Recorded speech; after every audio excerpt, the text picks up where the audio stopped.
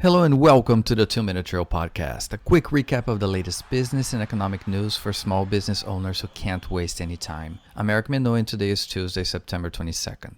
A recent survey shows that 87% of restaurants, bars, and nightclubs in New York could not pay their full rent in August. And even worse, 34% of these small businesses couldn't pay rent at all. The health-related restrictions are still having a huge impact, and with colder weather around the corner and the end of the lifeline of using outdoor areas to sit customers, restaurants in New York could be facing a troubling future before we have a vaccine.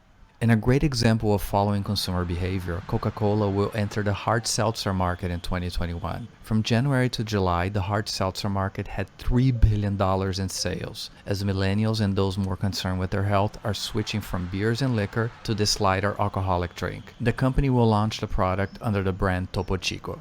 Last week, we spoke about how the IPO for tech darling Snowflake was a hit, with the stock more than doubling. Now, Wall Street analysts are concerned there was too much hype, as the company was valuated at almost $70 billion, more than established tech companies like Dell. Analyst Srini Narduri thinks there will be a big sell-off on the stock in coming weeks, as the company cannot deliver the actual results to justify this stock price.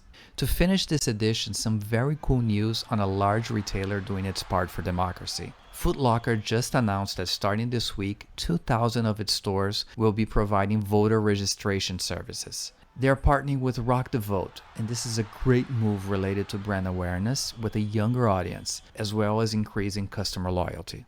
This was the 2-Minute Drill Podcast. Subscribe to the show on Apple Podcasts, Spotify, or your favorite podcast platform. You can also find the show on our YouTube channel. This show was brought to you by Spark SMB Data. Visit our site at sparksmbdata.com and see how small business owners can use economic indicator analysis to generate more sales. This is Eric Minoy, and see you next edition.